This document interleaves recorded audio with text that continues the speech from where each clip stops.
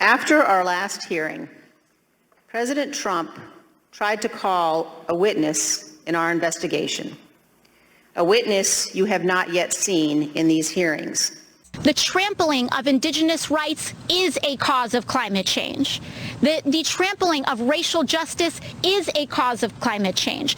Look, I think I'm an informed person. I didn't really know the day of the rope. But you know what the day of the rope is? It's a common slogan with white supremacists. We're like, the world is going to end in 12 years if we don't address climate change. And your biggest issue is... Tomorrow, trust me, the American people that are standing on the soil that we are standing on tonight, and they're going to be standing on this soil tomorrow, this is soil that we have fought for. So Hunter Biden's text messages and emails and videos are all out there on the internet for the world to see, and that is a pretty major invasion of privacy. We will concede that. How would you like your text messages to get out there in public? On the other hand, they probably wouldn't be quite as interesting as Hunter Biden's. Scott believes that this is not helping the former president, that is weakening him. March of last year, Joe Biden ordered all 600 federal agencies to, quote, expand citizens' opportunities to register to vote and obtain information about and participate in the electoral process. Agencies had 200 days to file their plans, and they have done so, but the Biden administration is keeping those plans secret. On January 6th, did you speak with him before, during, or after the Capitol was attacked? I'd have to go. I spoke with him that day after. I think after. I don't know if I spoke with him in the morning or not. I just don't know. I'd have to go back and... Listen, there are so many lies floating around the internet right now, and it's so sad to see our world leaders, our national leaders like Joe Biden himself, Kamala Harris, and others repeat the lie that...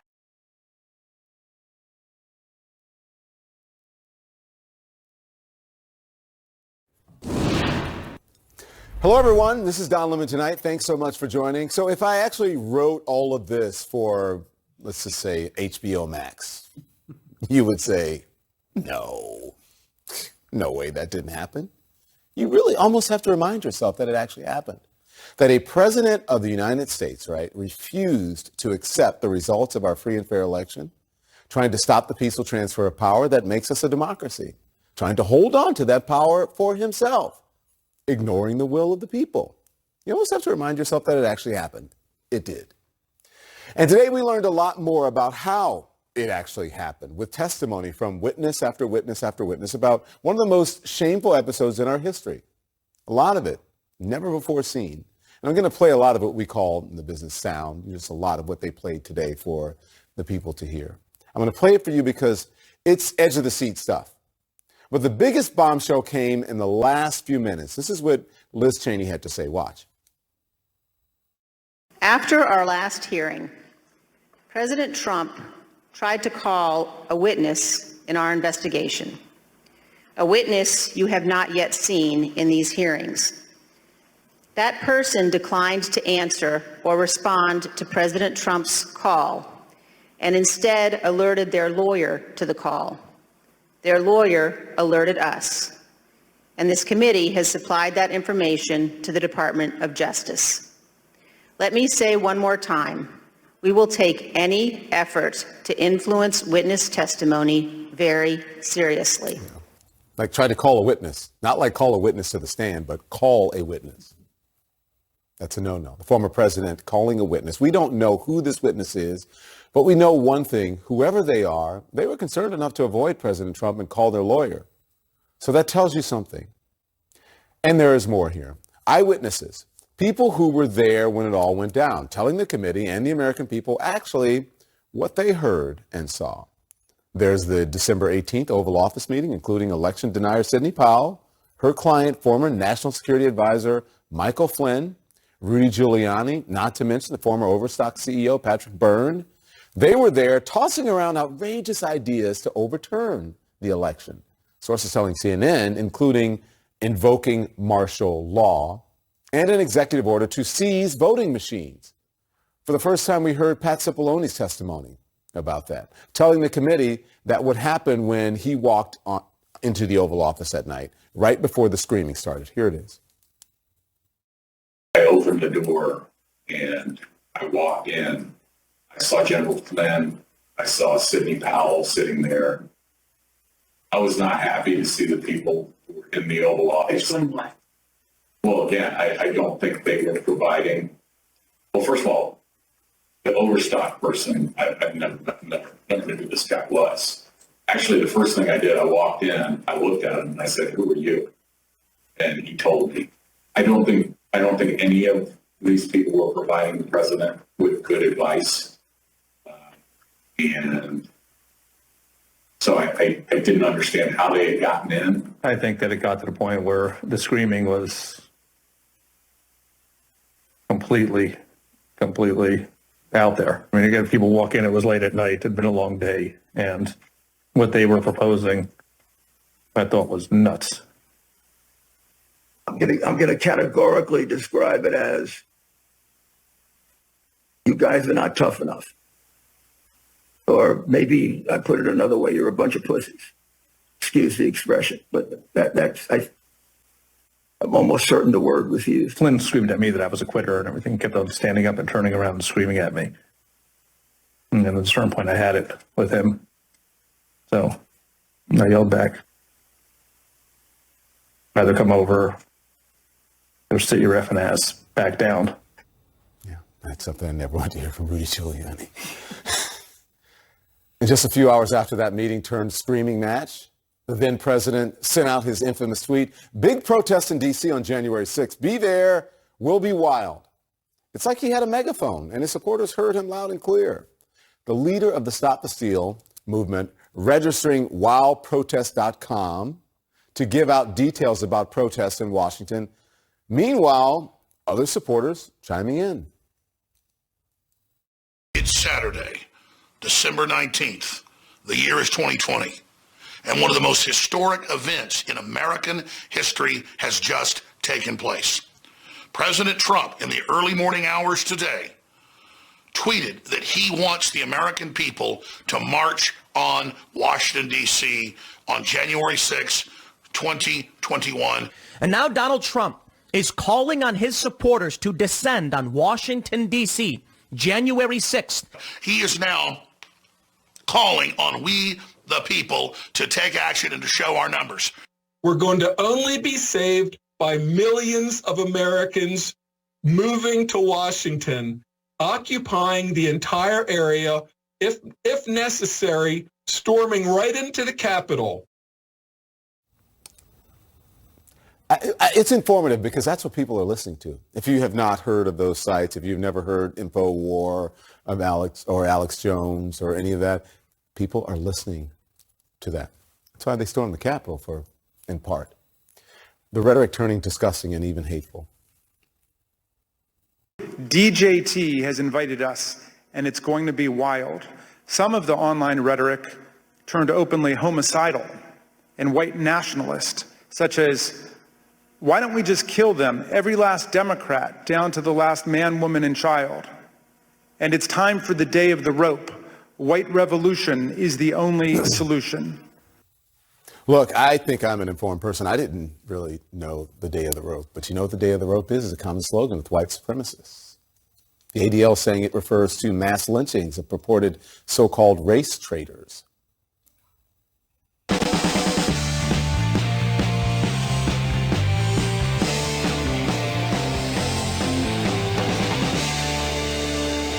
Good evening and welcome to Tucker Carlson Tonight. Imagine you went to school with Sandy Cortez. A lot of people did. Imagine it's 2011 and you're both students at Boston University, a not quite prestigious but highly expensive school for kids who couldn't get into Tufts. You know who Sandy Cortez is because 3 days a week at 12:20 you see her in your philosophy of gender and sexuality class. She's always there in the front row snapping her gum. And then like clockwork, she never misses your queer theory seminar, which meets every Thursday at 3:30 p.m. because if there's one thing about queer theory scholars, they're not early risers. Sandy goes to both and she talks a lot in both classes. She jumps into the conversation whenever she feels she has something important to say, which is frequently. She's hardly a genius, but she is highly self-assured. She's got strong opinions about racism and cosmetics. She seems to spend a lot of time updating her Facebook page. Those are the main things that you remember about Sandy Cortez. Now, fast forward 10 years. Suddenly, Sandy Cortez is a world-famous figure. Somehow. She's calling herself Alexandria Ocasio-Cortez, like some kind of female Che, Westchester County's first socialist revolutionary. And she's still yammering on about racism and eyeshadow, her twin obsessions. And she's still frantically updating her social media pages. Some things have not changed. But other things have changed. One night you're watching TV and you see Sandy Cortez talking authoritatively about America's energy grid, like she knows a lot about it, and that stops you in your tracks. Wait a second. The energy grid? That's an adult thing, right? That's not queer theory. That's real. That's a very complicated piece of infrastructure. Even a lot of engineers don't really understand how the energy grid works. How could Sandy Cortez possibly know anything about that? She can't drive a standard transmission.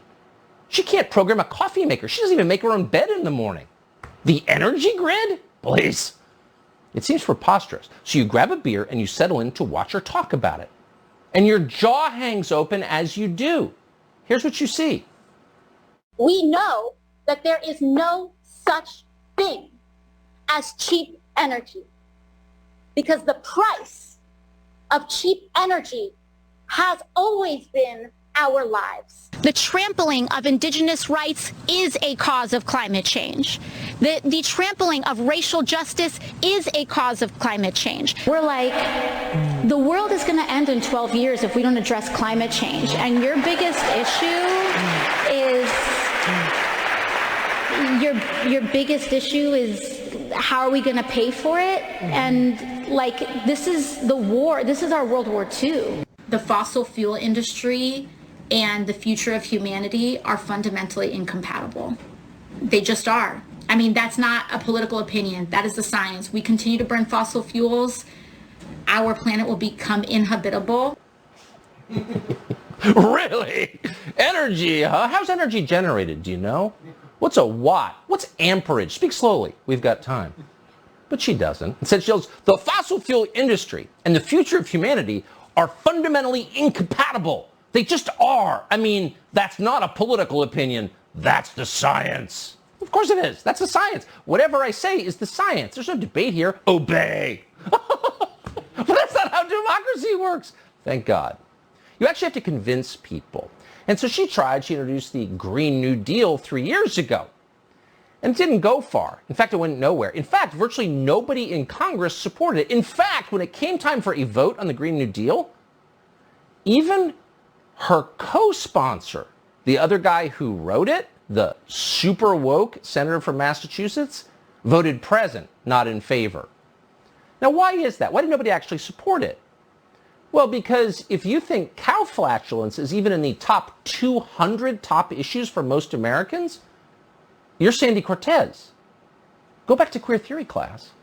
Get rid of fossil fuels? Yeah, what then? Well, starvation, poverty, societal collapse. Voters, it turns out, are not into any of those things. And so nothing that resembles the Green New Deal is going to pass the United States Congress in our lifetimes, provided this remains an actual democracy, which is to say, provided the public has anything to say about how they're governed. So that's a non-starter here. It's never going to happen by democratic means. But that doesn't mean it can't happen. It doesn't mean that ideologues can't impose the Green New Deal on weaker countries that are too poor to refuse it. And over the past several years, that's exactly what they've done.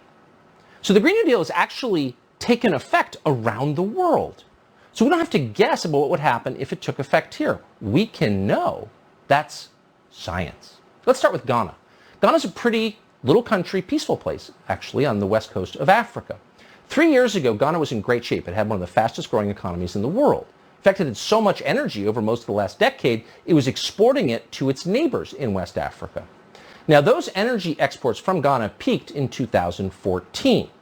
Why that year? Well, because the next year, the World Bank published this headline on its website. Quote, World Bank approves largest ever guarantees for Ghana's energy transformation. Ooh, when they promise to transform your energy, slow down. But Ghana didn't slow down. They just kept going. And the World Bank promised to provide, and we're quoting, technical assistance for energy sector reforms and the drafting of a new renewable energy law.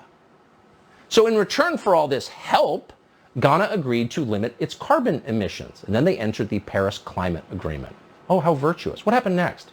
This is the part you don't read that much about.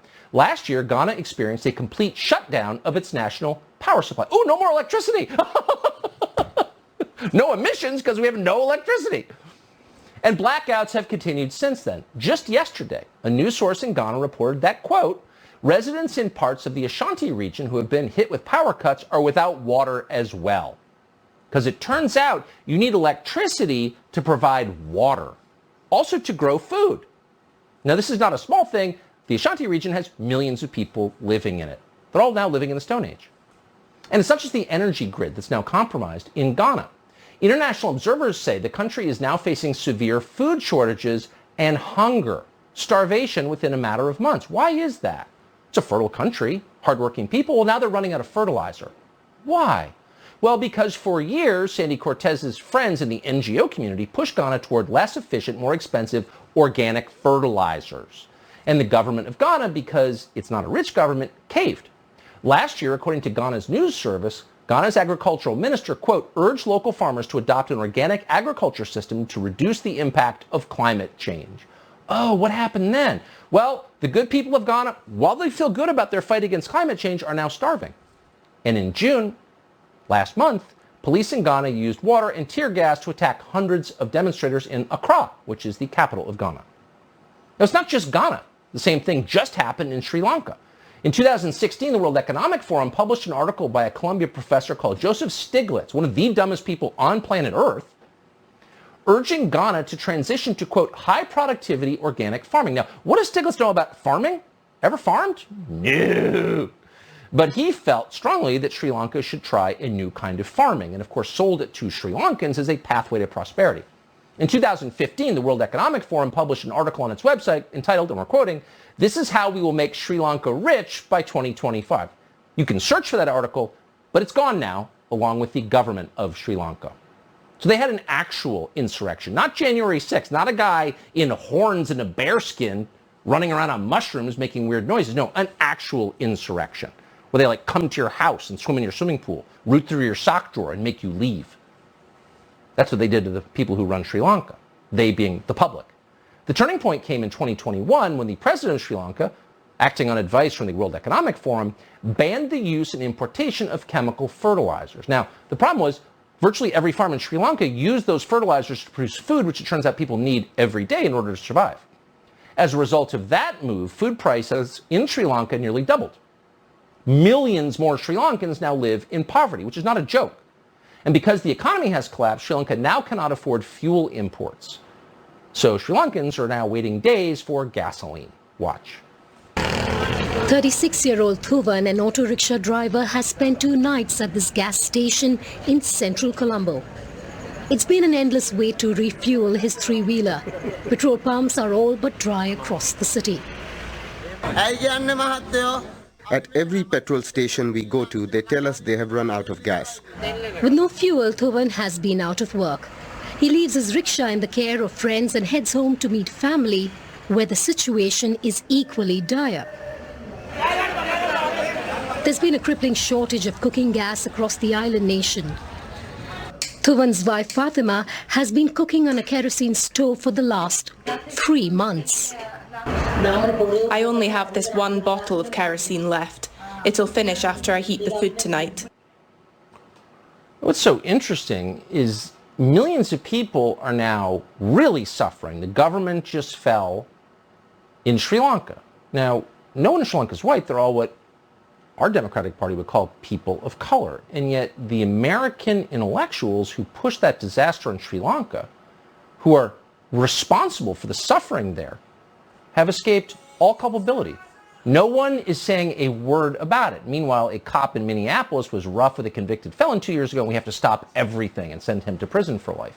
But Joseph Stiglitz is totally fine.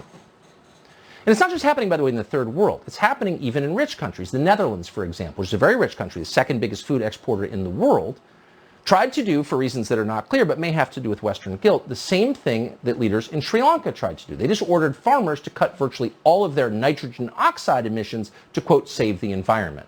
Now, doing that would shutter most farms in the Netherlands and destroy the country's food supply. And once again, that led to riots. So everything that's happened in Sri Lanka, in Ghana, in the Netherlands is happening at the behest, not simply of ideologues, but of some of the largest financial institutions in the world. They want more of this. It's why Ghana has achieved a near perfect ESG environmental impact score of 97.7. According to World Economic Research, Sri Lanka has an ESG score of 98.1. The Netherlands, 90.7. So the poorer you get, the more human suffering there is, the higher your ESG score. And that's important because companies will not invest unless you have a high ESG score. Interesting. So these countries have no choice. And that's why South Africa, for example, worked so hard to get an ESG score that now totals 91. Now, that effort began in 2015 when South Africa switched to renewables. Now, how did that work? Well, like everything in South Africa, no one in America really wants to know. It's their favorite country. It's a huge success. What's life like in South Africa for people of all colors? Stop. Well, The Guardian, of all places, reported at the time when we're quoting, solar, biomass, and wind energy systems are popping up all over the country and feeding the clean energy into the strained electrical grid. So their grid's been falling apart since 1994, but no problem.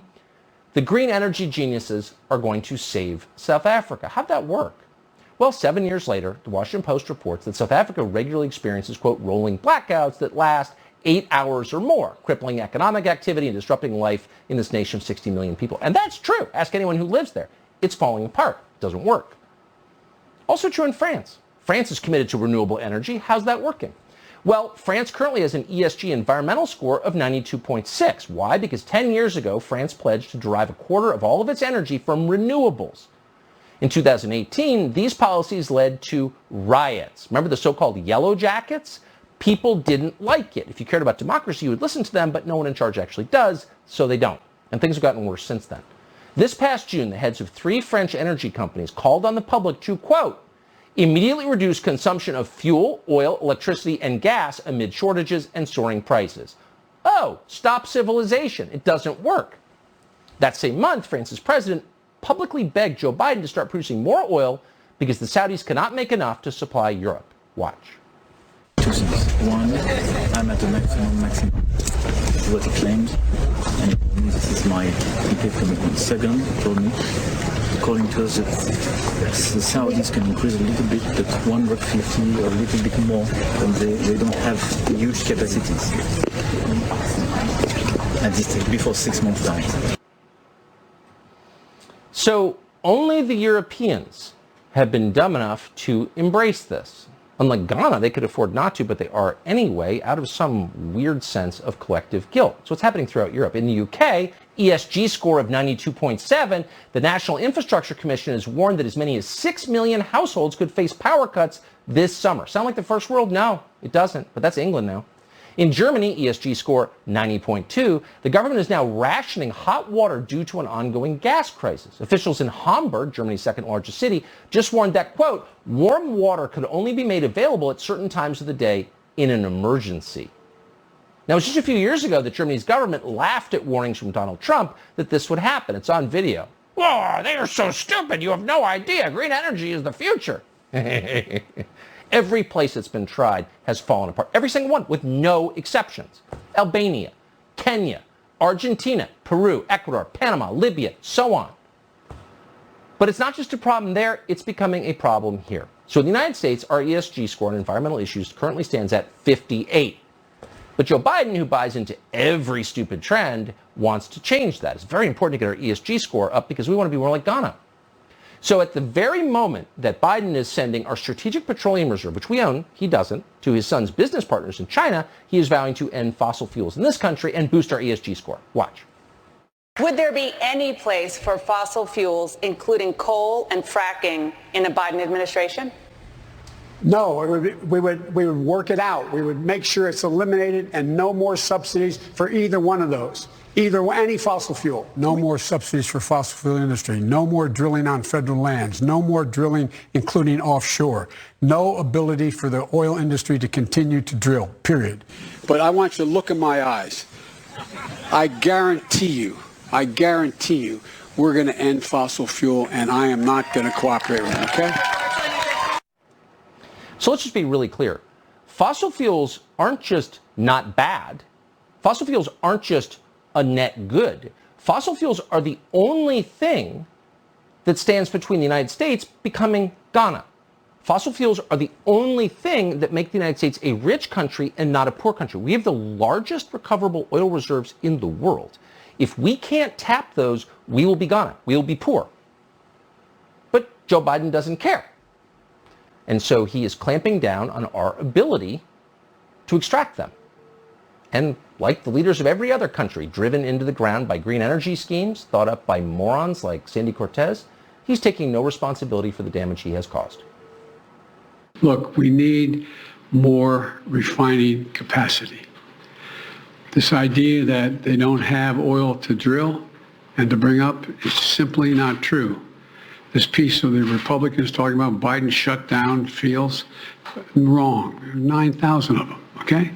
So then we ought to be able to work something out whereby they're able to increase refining capacity and still not give up on transitioning to renewable energy. Problem is, he doesn't know anything about refining or extracting or how the grid works or anything about anything because he's never had a real job because he's worked for the federal government since he was in his 20s. None of these people have any experience doing anything. Again, most of them can't drive a manual transmission. So to get a lecture on the power grid or energy from people who have no idea what it is a bit much. And the topic is too important to continue to listen to their nonsense as we become poorer. And by the way, as the rifts just beneath the surface in American society are exacerbated by that poverty. As GDP drops, societal tension rises. It's dangerous. Back off. And it's accelerating. In the past year, the United States has experienced blackouts in some of our biggest states. Why? Because they're relying more and more on renewables. Places like California and even Texas. Just yesterday, in order to avoid a blackout, the largest grid operator in the state of Texas begged residents to turn up their thermostats, no more AC for you, and asked them not to use any major appliances. Really, in Texas, which has the largest oil and gas reserves in the continental United States. What are they doing in Texas? But across the country, this is true. Orlando, Florida recently experimented with fertilizer bans to, quote, curb pollution.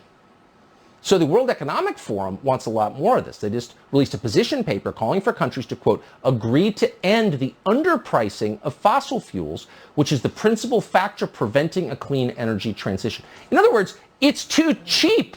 It works too well. Gas needs to be higher, so you won't be able to use it. So you'll have to be poor. And they're saying this as we're watching countries around the world, we could give you more detail, you see the point, are collapsing and entering into a state of revolution because these morons tampered with their energy grids.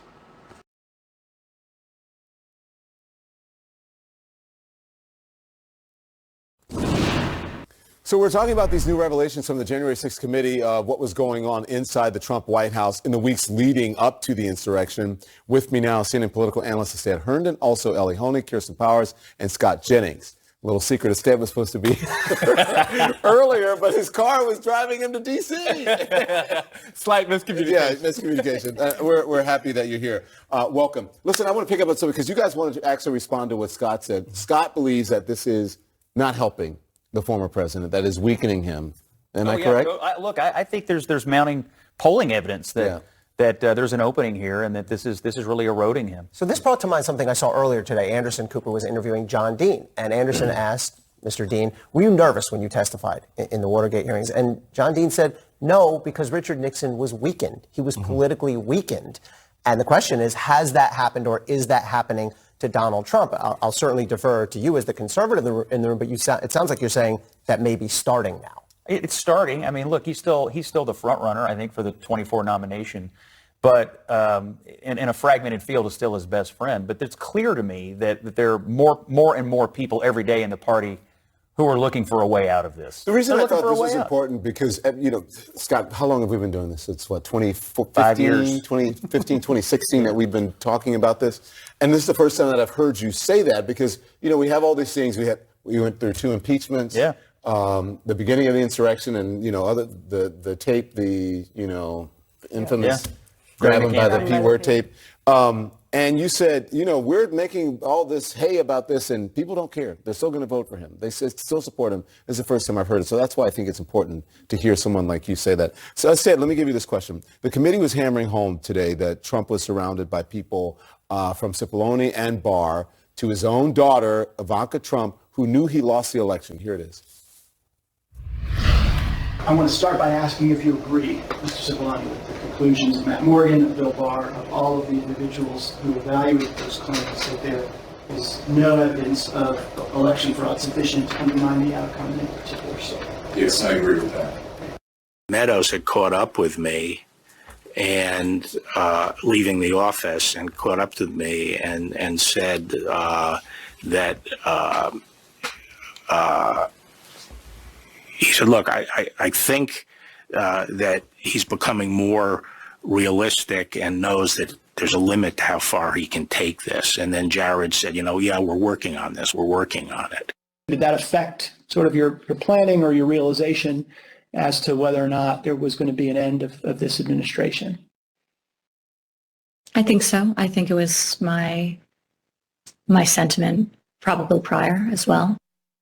As Cheney said today, Trump is no child. He had the right information and he chose to lie. I think that's true. I think that is clear from the evidence they presented today. The people who he brought into that room to discuss where to go next were people that he knew were going to agree with his plot to overturn the election. He had actually kind of systematically removed himself from all the people who were going to tell him the truth. It's interesting hearing those advisors talk because it sounds like people talking to a child. You say Trump is the child of the question, but it sounds like they're talking to someone who, when they tell them the truth, when they tell them the reality, they don't think they're going to accept it because it's just frankly not what he wants to hear. He was plowing ahead not only because of a lack of information, he refused to hear. But this is consistent for Donald Trump. I mean, he has surrounded himself with conspiracy theorists, with people who do not provide him correct information. It is the only thing that he has cared about throughout his political career is that the information he was receiving was going to advance him and was going to achieve his interest. And that tracks with what we heard today. The picture you painted was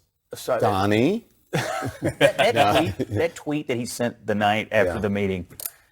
The fact that he said in the tweet, it's statistically impossible that we lost. Listen, I've been involved in some stinkers and I've been involved in some winners. It's very statistically possible that he got his ass kicked. I'm just telling you. It happened. It's very possible. Vice Chair Liz Cheney revealing today that the last hearing that they had, that Trump contacted a witness, right? And then the committee alerted the DOJ. The hubris, the gall, is that a bombshell? Well, Donald Trump is an inveterate, habitual witness tamperer and witness retaliator. I can't think of anybody. Think back from Michael Cohen to all the witnesses in Ukraine, Alexander Vindman, his twin brother, Marie Yovanovitch, on through right now. Even the other day, he lashed out in public against Cassidy Hutchinson. He does it almost in real time. So it was remarkably foolish, horrible judgment to reach out to anybody who might have been a witness. I have no doubt, if we had to guess, we're not in the world of guessing here, but he probably had intent to at least try to persuade that person, maybe not outright intimidate them. That said, if all we have is a phone call that was not answered and not returned, just a missed connection, that's not going to be witness tampering. People need to cool that a little bit. I hear people very casually say, on this front, attempted witness tampering. But just a phone call, you don't have enough proof. But on this front, though, you've got people. Look what happened to Hutchinson. Starting out, she had a lawyer that was arranged by them, and I guess paid for by them too. So if you're a witness and you get called to do this thing, and somebody's giving you your lawyer and taking care of all that for you, you're in the business.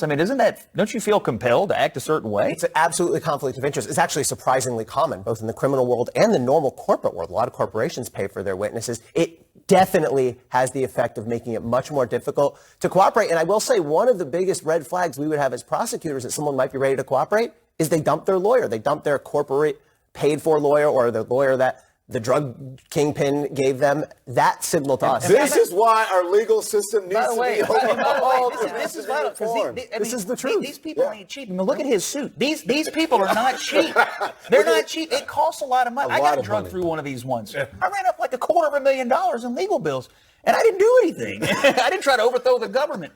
It's not cheap, so you can see the allure. You take a young person with no resources and give them a lawyer and pay for it. They'll do it. You can see the connections here. Kirsten, we're also learning that Trump had planned for that crowd to march to the Capitol, and we saw a drafted tweet, Stan, President has seen, that said in part that march to the Capitol after Stop the Steal. It was never sent, but how significant is that, you think? Well, this isn't the only evidence, though, that he wanted to march to the Capitol. There's also the fact that this was somehow communicated to organizers, these right-wing organizers, kind Katrina Pearson also mentioned this, and the fact that he kept it from everybody else, right? So that they couldn't be stopped. Yeah. So it shows that there is an awareness of guilt. There's an awareness that there's something wrong with this, and that this was his intent to do this all along.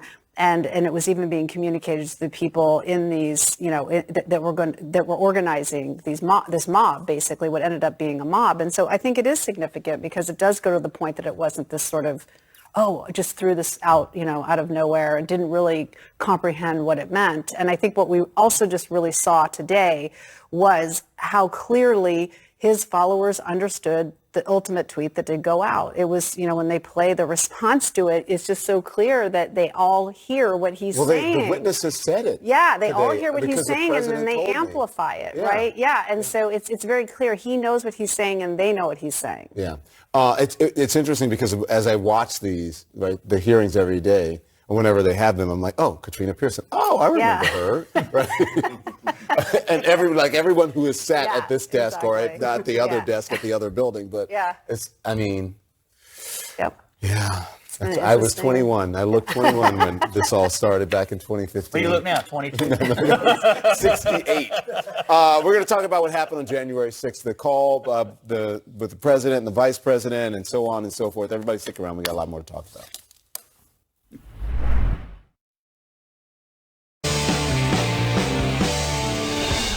So Hunter Biden's text messages and emails and videos are all out there on the internet for the world to see, and that is a pretty major invasion of privacy. We will concede that. How would you like your text messages to get out there in public? On the other hand, they probably wouldn't be quite as interesting as Hunter Biden's. And on balance, we're glad to see them because we're learning a lot about the Biden family's business arrangements with China, and they are extensive. But we're also learning about what the Biden family is like, and boy, are they repulsive. We learned, among other things, what Hunter Biden thinks of the family matriarch, and that would, of course, be America's doctor, Dr. Jill. Now, The Sun is reporting that in one text message, Hunter Biden once described his stepmother, that would be the First Lady of the United States, as, we're quoting now, a vindictive moron. He also called her the bad word, which we can't use on TV, but it's the bad one, the one you can't use even at home. Use that word. But what about vindictive moron? Is that true? Well, we did a little research, and it turns out, yeah, it's true. She's a vindictive moron. Now, we know she's a moron because we read her doctoral thesis. And that proves, among other things, that she can't do simple math. And if you don't believe that, here's one excerpt. And we're quoting. 3/4 of the class will be Caucasian, 1/4 of the class will be African American, 1 seat will hold a Latino, and the remaining seats will be filled with students of Asian descent or non-resident aliens. How many percentage points is that? Now, later on in the thesis, it's a doctoral thesis, why she's Dr. Jill. She miscalculates private and public sector school enrollment by more than, 200 percentage points. Now, you might be tempted to dismiss all of that. Maybe she wrote her thesis in 10 minutes in the subway, knowing that no one at the University of Delaware would dare correct it. And, of course, they didn't. And that would explain the hundreds of typos in her thesis. But you don't need to believe her thesis to know that Dr. Jill is, in fact, in the words of Hunter Biden himself, her son, a moron, because we have videos of her speaking. Here was Dr. Jill yesterday at something called the Latinx Inclusion Luncheon in San Antonio, Texas. Raul helped build this organization with the understanding that the diversity of this community, as distinct as the bodegas of the Bronx, as beautiful as the blossoms of Miami, and as unique as the breakfast tacos here in San Antonio,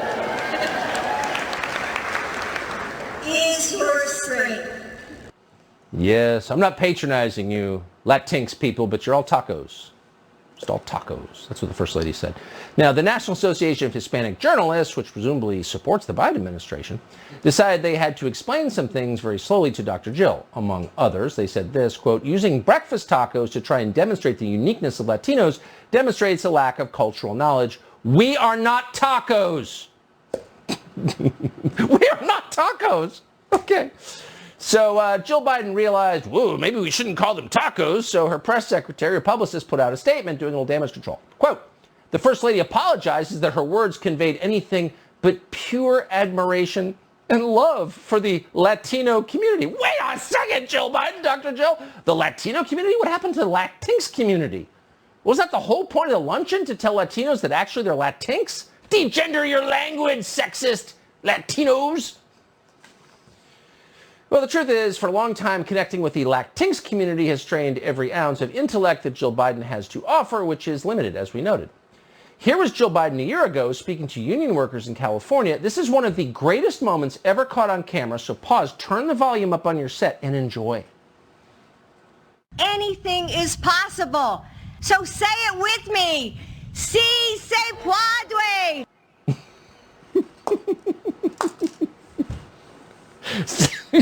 Si se padres, or something. As Cesar Chavez used to say, si se padres. He couldn't speak Spanish either. Don't you worry. So Dr. Jill's a moron. Hunter Biden was absolutely right. But is she vindictive too? That's the outstanding question. Hunter called her a vindictive moron. Moron, yes. Vindictive, jury's still out. Well, now we know. A few days ago, Jill Biden wrote on Twitter that women, quote, have the right to make our own decisions about our bodies. Of course, not with the vax, but with abortion. So reading this, retired Lieutenant General Gary Volesky, a former Army spokesman who mentors soldiers, responded this way, quote, glad to see you finally know what a woman is. Well, guess what happened to General Volesky? He got suspended. Now he's being investigated by the U.S. Army, which has no problem with China, but they're very concerned that someone might criticize Dr. Jill. So Hunter Biden was right, and we're just going to say it out loud. Hunter Biden was right about Dr. Jill. Vindictive moron.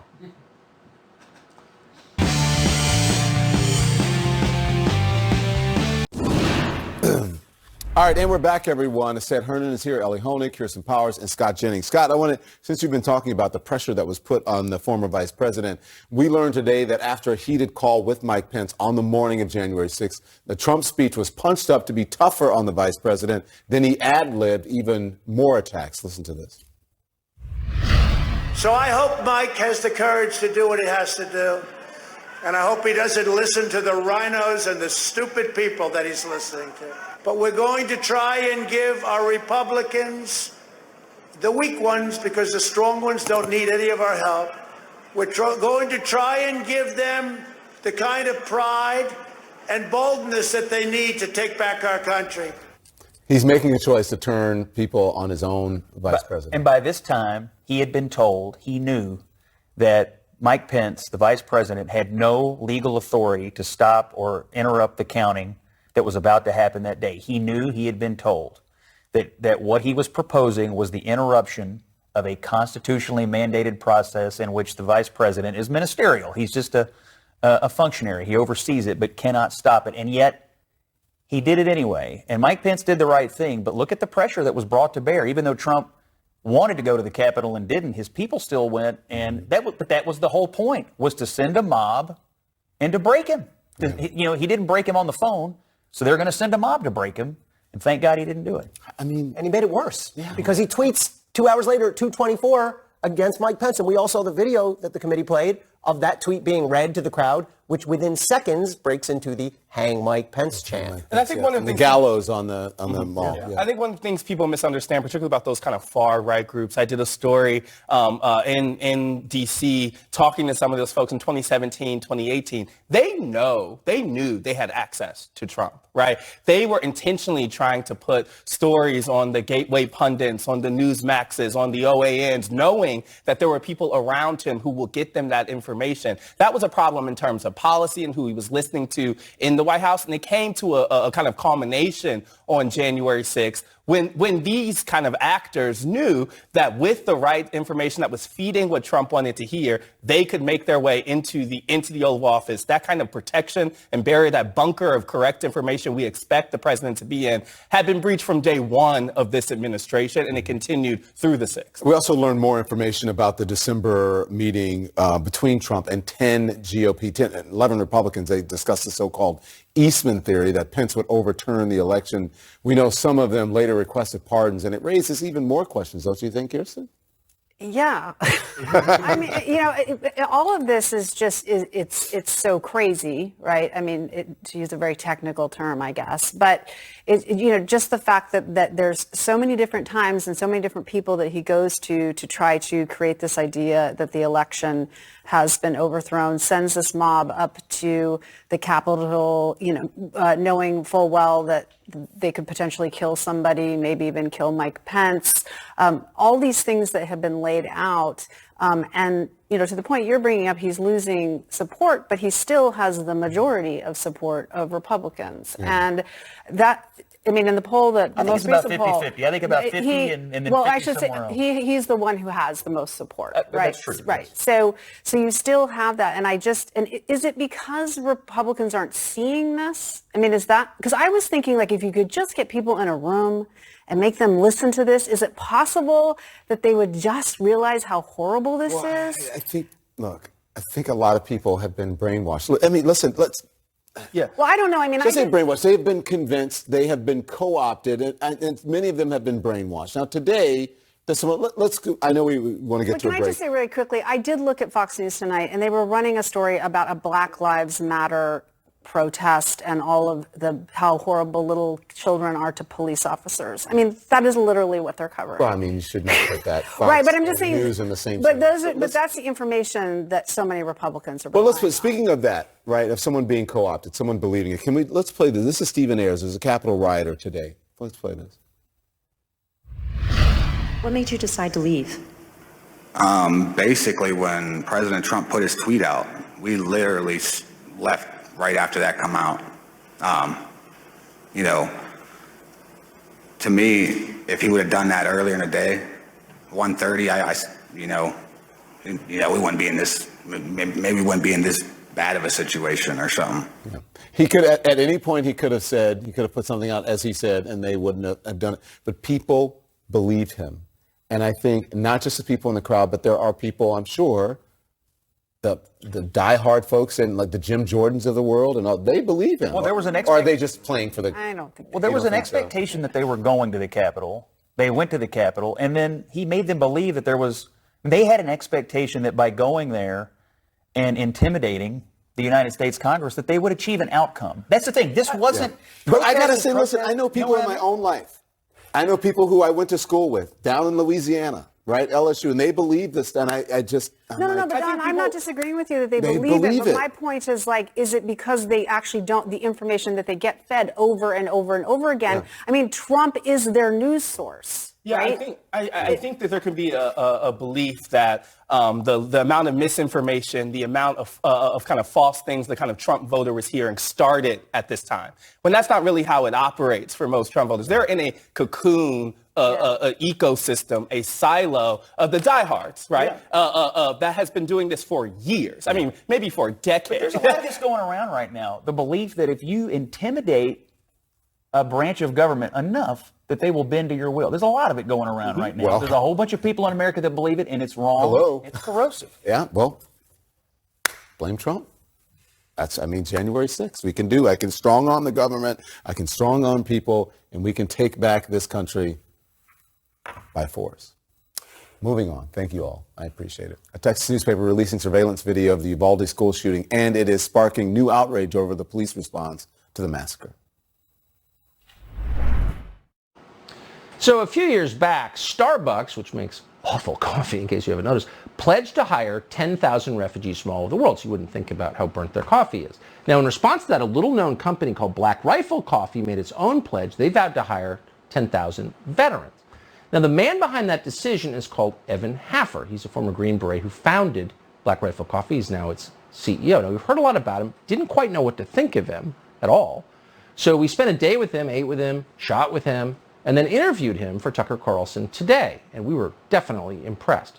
Here's Evan Haffer explaining how he and why he started his company.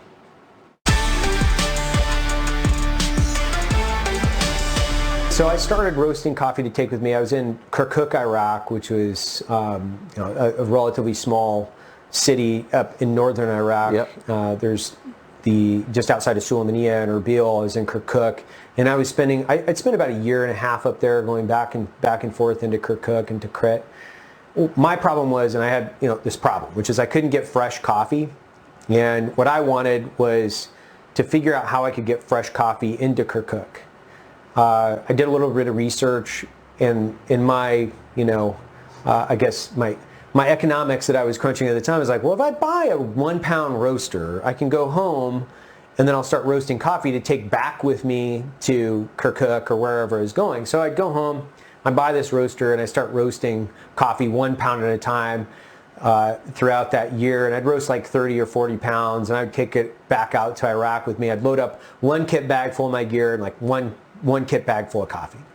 And did anyone call you names for doing this? Because that's a little eccentric. I mean, I'm for it's super. Yeah, it's like super eccentric. And yes, it was like most of which I can't repeat. But yeah, the guys, there was a constant amount of ribbing until they drank the coffee, and then it was like, where's Evan going? Because I want to go out there because I know he's going to have great coffee, right? So then you'd have guys that were deploying specifically to different cities, knowing like, I know Evan's going to be in Basra, I'm going to go to Basra because he's going to have great coffee down there. So if you run a coffee company, you should be completely, dementedly obsessed with coffee, and he is. Great coffee, great guy. That's all, the whole interview. Tucker Carlson Today, tomorrow, 7 a.m. on Fox Nation. So in March of last year, Joe Biden ordered all 600 federal agencies to, quote, expand citizens' opportunities to register to vote and obtain information about and participate in the electoral process. Agencies had 200 days to file their plans, and they have done so, but the Biden administration is keeping those plans secret. They've refused to respond to congressional inquiries on the topic. Now, why is that? No good reason. Molly Hemingway, almost alone, has been looking into this. She's the editor-in-chief of The Federalist, also authored the book Rigged, How the Media, Big Tech, and the Democrats Seized Our Elections, which they have. She joins us tonight. Molly, you wrote a great piece on this, which I hope that our audience will read. But summarize for us, if you would, what this is about. What's going on? Yeah, so just as you said, President Biden issued an executive order telling all 600 federal agencies to submit plans about how they could engage in a federal takeover of elections. You might remember that when Democrats took control of the Senate and the White House, they had their signature legislation was a federal takeover of election administration. Now, they failed to do that. This appears to be something of a backup plan where they can get involved in all sorts of election-related activities using the bureaucracy. And there are so many problems with this. I mean, first and foremost, it's unconstitutional. The Constitution is very clear that it is given to state legislatures to handle election administration in their states.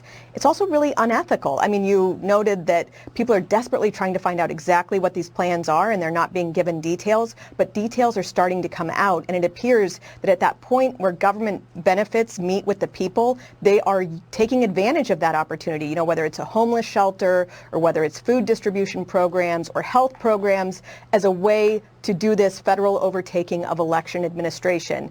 And it also is a recipe for chaos and confusion.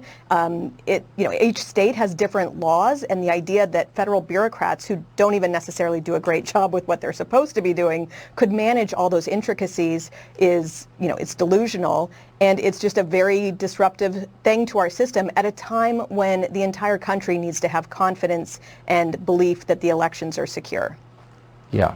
So they did the same with equity. They screamed racism loud enough. Elderly white people screamed about racism until they were allowed to control our elections. And Republicans gave. Same story every time. And I appreciate your covering this almost alone. Molly Hemingway. I do want to say really quickly, there are people who are working very hard to get this information. They have filed lawsuits. Freedom of Information Act resets. Russ Vode of the Center for Renewing America has put in like 9 lawsuits. So hopefully something will happen from those. God, you got to hope so. It's important. Molly Hemingway of The Federalist. Thanks a lot.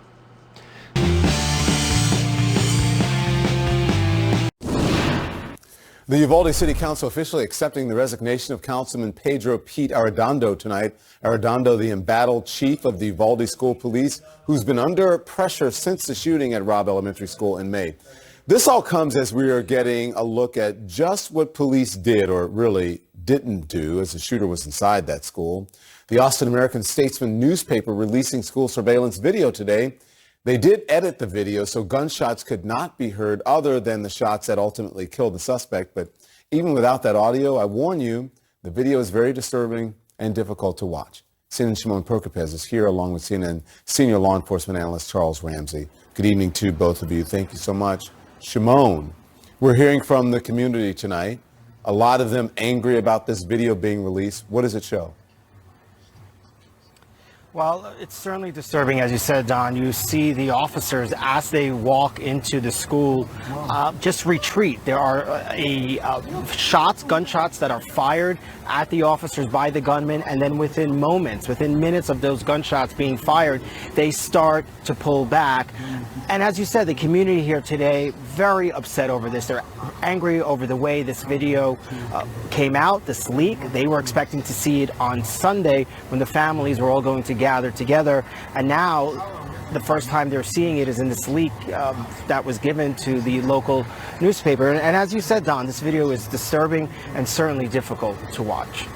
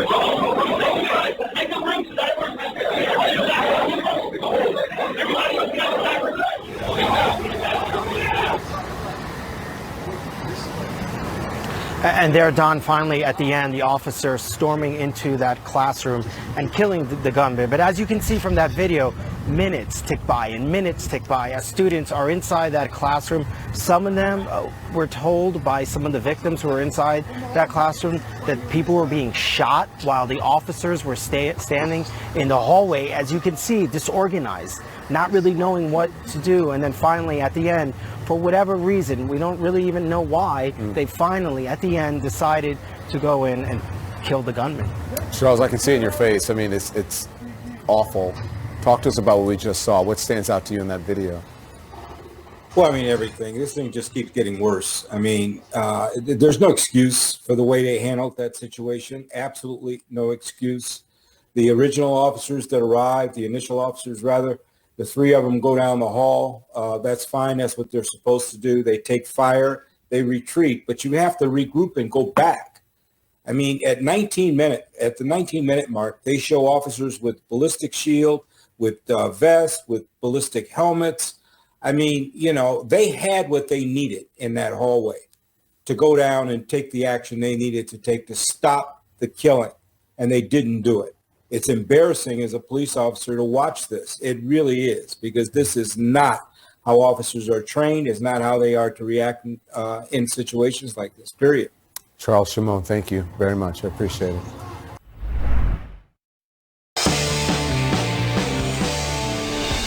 So leaders of both parties have been talking about the mass shooting at Robb Elementary School in Uvalde since it happened 2 months ago. And they're using that tragedy as a pretext to take your guns away as a law-abiding person. But they've ignored what happened in Uvalde at the school. And they've especially ignored the failure of police on the scene to prevent the shooting. Now, outside the school, officers prevented parents from saving their own children. This went on for roughly an hour. Now we know the police were what they were doing inside the school. Trace Gallagher has that video for us tonight. Hey, Trace.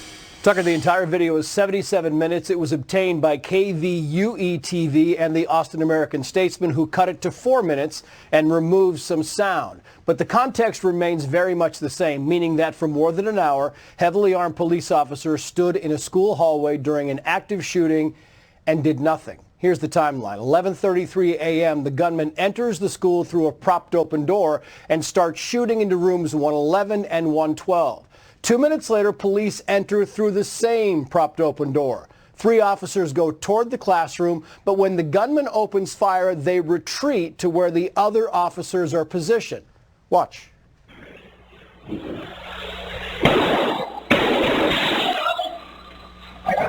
And by now, there are 19 officers on campus. Now, at the same time, a girl calls 911 and whispers that she's in room 112. Over the next 20 minutes, she calls back 4 more times, telling dispatchers that multiple children are dead, some are alive, and that she desperately needs help. She got nothing. At 12:15, SWAT team members arrive on campus, but still do not enter the classrooms. 47 minutes after the shooting began, an officer walks over, gets hand sanitizer, and goes back to his waiting position. It took 1 hour, 17 minutes before Border Patrol agents finally breached the door, entered the class, and killed the gunman. Tucker. That's just such an awful story. Trace Gallagher, thanks so much. You bet. Using hand sanitizer. We've defended the police and will continue to defend the police. They're essential. Most of them are good people. But you can't lie about what actually happened as a pretext to taking guns away from law-abiding Americans in the middle of a crime epidemic. And that's what they're doing, because they're liars. So since Roe v. Wade was overturned by the Supreme Court, you've heard a lot about ectopic pregnancies. Excuse me. That's when a fertilized egg implants outside the uterus. And that can be a huge emergency, a life-threatening emergency. Now, Democrats are now pretending that women with ectopic pregnancies are no longer able to receive medical care. Sandy Cortez of Westchester is one of those. She just mocked Brett Kavanaugh and his family for being harassed at dinner because Brett Kavanaugh somehow, who has children unlike her, does not care about ectopic pregnancies. Quote, poor guy. He left before a souffle because he decided half the country should risk death if they have an ectopic pregnancy within the wrong state lines.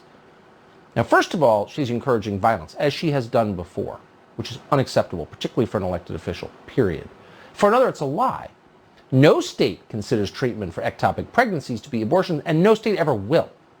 So what does it tell us that politicians are lying about this? Can you imagine? And why did the Biden administration, speaking of lying, just repeat a story about a 10-year-old child who got pregnant and then got an abortion or was not allowed to get an abortion when it turns out the story was not true? And by the way, when a 10-year-old gets pregnant, the first question is not, how do we get rid of the kid? The first question is, where's the rapist? Where's the rapist? Allison Centofonte is a pro-life advocate who's watched all of this happen, and she joins us tonight. Allison, thanks so much for coming on. So first to the question of ectopic pregnancies, which is a tragedy and is a legitimately scary thing and not that uncommon. Democrats are saying that these are somehow treatment for this medical emergency is illegal in places because of Roe v. Wade falling. Is that true? No. Listen, there are so many lies floating around the internet right now, and it's so sad to see our world leaders, our national leaders like Joe Biden himself, Kamala Harris, and others repeat the lie that I believe they know is a blatant lie. There is no pro-life or no pro-life legislation that seeks to limit women's ability to treat an ectopic pregnancy or a miscarriage. You know that. And you know that if anyone did try and limit a woman's access to that care, we, the pro-life movement, would be the first to speak out against it. There is a big difference legally and medically between ectopic pregnancy, miscarriage management, and abortion. No woman, Tucker, chooses an ectopic pregnancy or a miscarriage. We're here to defend children. We're talking about an abortion, which is a choice to intentionally destroy an innocent human life. That's exactly right. And you do wish people would push back harder. And by the way, if they can't have an honest conversation about it, then maybe they don't have pure motives. I guess I would conclude. Alison Stefante, I appreciate your clarity on that. Thank you very much. Thanks. So we're learning a ton from the massive data drop from Hunter Biden's electronic devices, including the fact that Joe Biden's family refers to him by a nickname that's, well, I don't quite know what to say about it, but we have some idea why they call him this. We'll tell you what they call him and why next.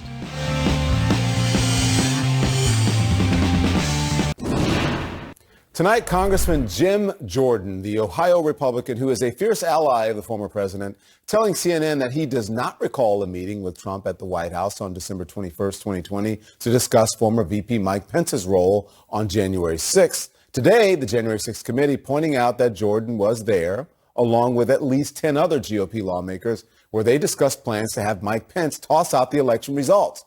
You might recall Jordan also just can't quite remember when he spoke to Trump on January 6th.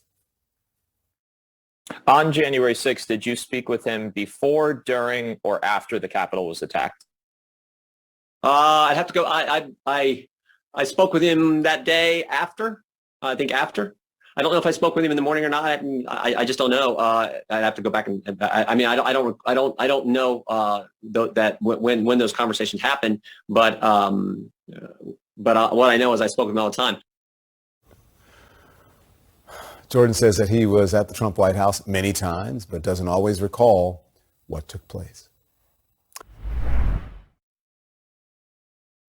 So a lot of people online are wondering why, according to Hunter Biden's electronic devices, Joe Biden's family refers to him as Pedo Peter.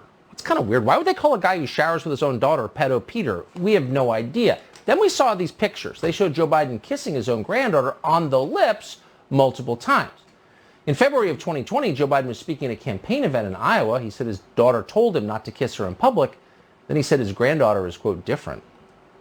But granddaughters not only love their dads, their grandpaps, they always like them, and that's the great thing. Thank you, baby. Thanks.